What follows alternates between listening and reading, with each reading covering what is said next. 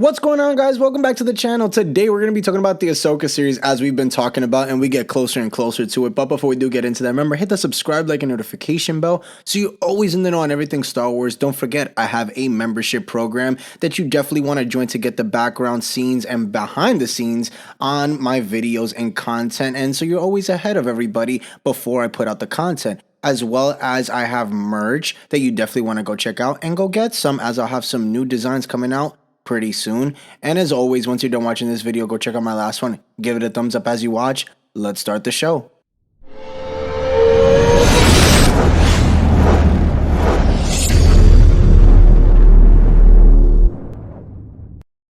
With the Ahsoka series fast approaching, as we're going to be getting it, yes, in August 23rd, there is a lot that we'll be seeing, but we know that the Ahsoka series will bridge that gap between the events of Star Wars Rebels and the New Republic era.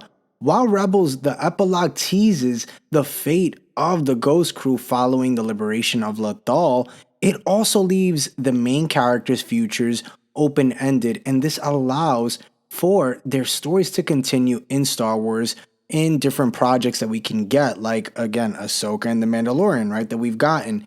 And Star Wars rarely introduces characters as throwaways, even though, yes, some of the shows have been kind of throwaways, but it's likely one newcomer, right, that we're going to be focusing on today will probably get more screen time, hopefully, you know, in the Ahsoka series and for what's to come more for just Star Wars overall.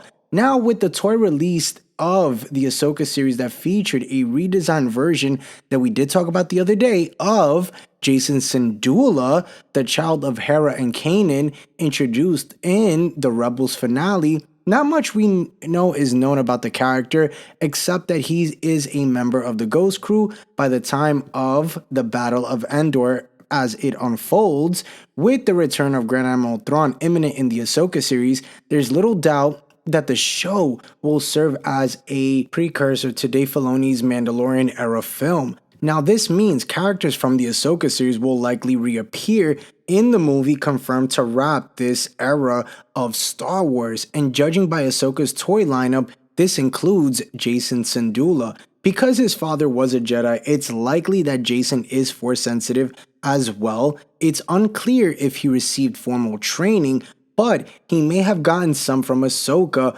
or he could have attended the Luke Skywalker Jedi Academy, which is something that they can possibly establish.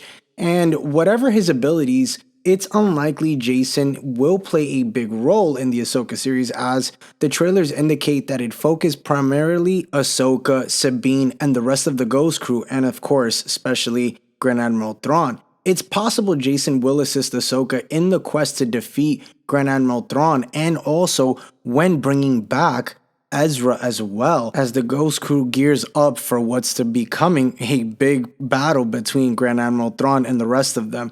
Now, the biggest question is, could Jacen Syndulla appear in more content for Star Wars? Well, because Jacen was born in 0 BBY, he may appear in, yes, Rey's New Jedi Order film, and the movie takes place around 50 ABY, meaning that Jacen could be a fully trained Jedi who helps Rey rebuild the Order. Even if Jacen isn't Force sensitive, his father's ties to the Jedi and his, familiar connection to Ezra could make him a vital ally for Rey and her newly established Jedi Order. Only time will tell what role Jacen will play in the greater Star Wars universe. However, his inclusion in the Ahsoka series promises more of him, hopefully, and with the series, it's going to offer definitely some clues about where he'll go next, I'm sure. And also as well, after the Mando movie, I'm sure it'll tell us what his, destiny will become after, and if he's still even around up until the Rey movie. I mean, again, he still would be if nothing ends up happening to him, because again, age-wise, he would still be very young. But again, one can only hope that his story does get told in a way that puts him in and connects him right with this era into the Rey era that we should be getting with the movie. But comment down below, guys, would you want to learn and see more on Jacen Syndulla, and do you think that he could be that bridge and that connection between these two different timelines? I don't know. I definitely would like to hope so. So light it up in the comment section down below. For more Star Wars content, hit the subscribe, like, and notification bell so you're always in the know as I have another video out tomorrow. Don't forget I have a membership program that you definitely want to join, as you'll always have the behind the scene footage and you'll always get early access to my content before I do put it out, and you know what's going on. And as always, don't forget I have a merch store. Go get your merch, and the Eternal Sith. Then, now, forever. Later, guys.